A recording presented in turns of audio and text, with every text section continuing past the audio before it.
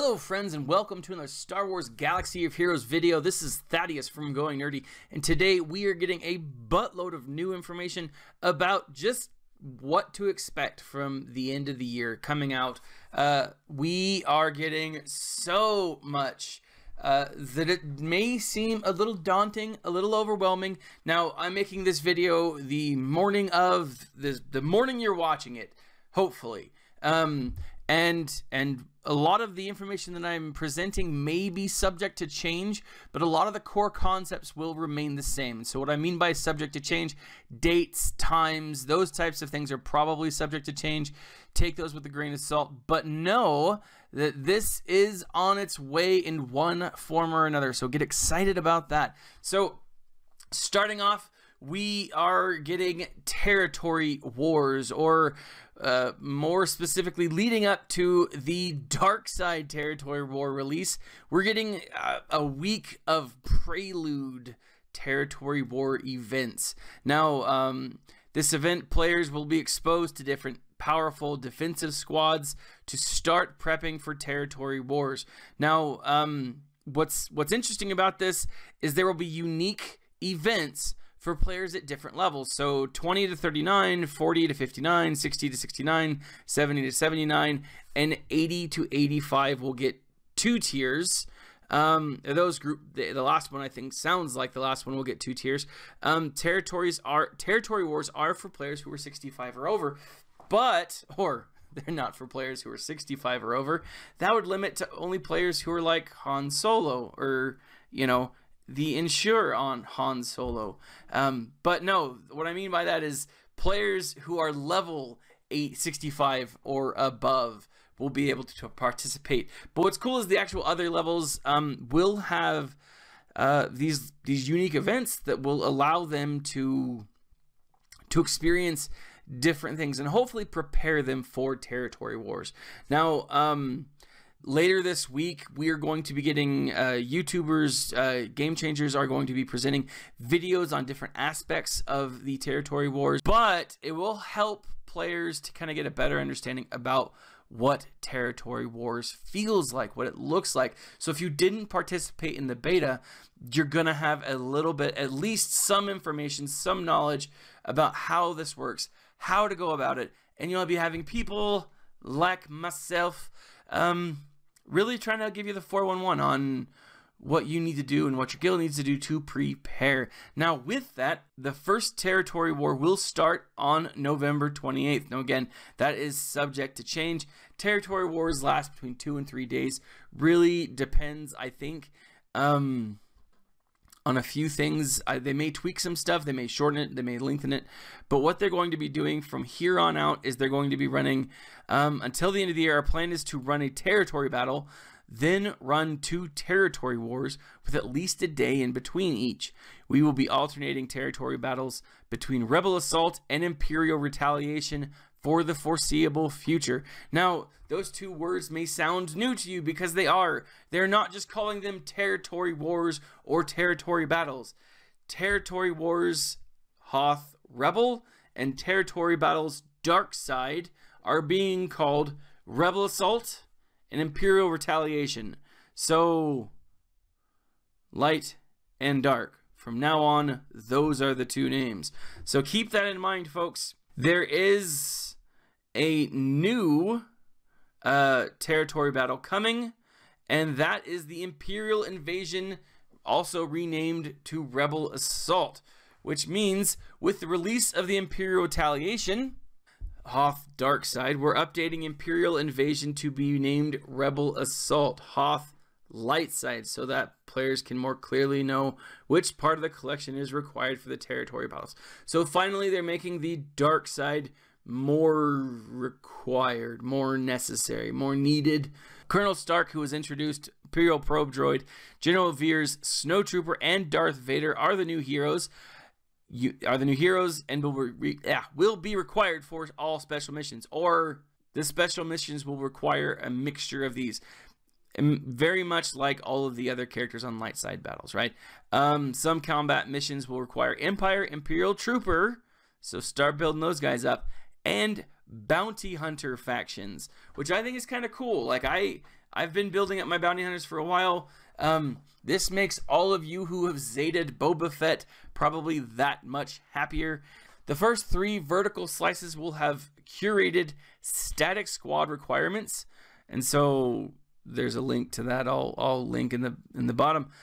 The special abilities you fought to activate in Rebel Assault, you will fight to deactivate in Imperial Invasion and Imperial Retaliation, and vice versa. An additional territory has been added, so there are now 48 possible stars that can be obtained. So if you're struggling to get 45, just know it's possible now, or it's more possible now. But that still won't be enough. So keep that in mind. Now, they've also dropped these special mission encounters from 6 to 4 with this Imperial Retaliation. So it won't be as much for you to have to do to build up. Now, the new characters will be a pretty major part of this. If you want to take a look at some of our newer characters, I did a video of that earlier yesterday, I believe it launched. Take a look at that. The Wampa will be in the Guild event store. The Imperial Probe Droid will be the Dark Side Territory battle map, or limited, you can buy him if you're a whale. And the Colonel Stark will be Dark Side Territory battle map, or again, limited packs. So whales, take notice. These are subject to change, although the packs and bundles probably not. I would be shocked if they changed those. I won't go through the packs and bundles, but what I do want to say is, as far as in celebration of Star Wars Year 2 anniversary, we are getting double drops. Now, I said prepare for this a couple of months ago, and hopefully you have. Hopefully you have been saving up your different coins and currencies.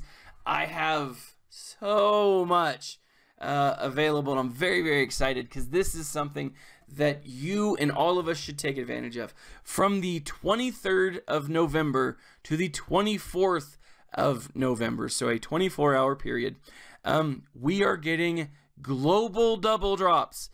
Oh, thank you. I am very excited about this. Guys, take advantage of this. Farm your mods. Farm the characters that you're missing. Farm so many of these other characters, because the most important part of this, the most important thing that we need to take notice about this whole post, Smuggler Chewbacca and Smuggler Han are being added to nodes. Now, it says they're being added in this post. It says they're being added to Cantina 8F and Cantina 8G. Now, again, those are subject to change. However, start saving your energy now. Start saving your refreshes. Save your crystals so that you can use your refreshes effectively, so you know how to do it, so you know how to build it up. I would suggest on the 22nd, I would just bank all of your energy. Don't spend only what you need to unlock all of your abilities, or to unlock all of those bonuses for the day, but bank them. And then on the 23rd through the 24th, just go buck nutty, because, guys, take advantage of global double drops. That is awesome. Now, I am very excited about that. To me, that's one of the most important things of this whole post. They are doing other faction packs and bundles. You guys can take a look at those. If you're not a whale, you're probably not going to be interested in them. If you've watched any of my videos before, you know my theory on this. You know my feelings on packs versus bundles. Go guaranteed, or just don't, or go crystal refreshes. That's where I say, if you can get a guaranteed shard, that's what you should do. If you're going to spend money at all, don't spend money. You don't have to. But if you're going to spend money at all, go guaranteed, or go crystal, or go with your crystals, right? That is where I think you get the biggest bang for your buck. Now, finally, the last little bit. What's ahead? The belonging you seek is not behind you. It is ahead. Now, that is a clear reference to episode 7, what Maz Kanata said to Rey. Now, this to me indicates that we are going to be getting Rey's journey sometime soon. It also means that we're probably going to be getting information about her, about who she is, and so on and so forth. Now, I don't think that we'll get anything until episode 7, episode 8, unless they do a Starkiller base Rey. If Rey's kit is Starkiller base Rey, we might get it before episode 8 launches. I don't know if we will or not, because I don't think we will be getting just Starkiller base Rey. I think it is likely that we will get something else. Now, with that, guys, it does sound like we are going to be needing Han and Chewie. So like I said, please take advantage of this global drop day. Start farming them. I am very excited about this information. We will also be doing a video, or I will also be doing a video on Territory Wars, and that will be posted. I'm really excited about this. Very stoked. And then don't forget, we are going to be doing our Fan Favorite Friday, which this week, hopefully, we are going to be taking a look at droids. I've got a few different droid teams that I want to check out. I'm very excited about this. This is the whole reason I wanted to become a game changer. I want to make sure the droids are useful. I want them functional. I love my droids. But our Fan Favorite Friday is where we take a fan request and we just make a video about it. And so this week it will be droids. I'm very stoked. It will be a lot of fun. So I'm gearing up my team right now for that. So keep that in mind, guys. Leave a comment in the section below. Subscribe, like, share. Leave a comment, guys. Let us know. Let's talk about this. Star Wars is all about community. Let me know what you think. This has been Thaddeus from Going Nerdy. And as always, my friends, stay nerdy.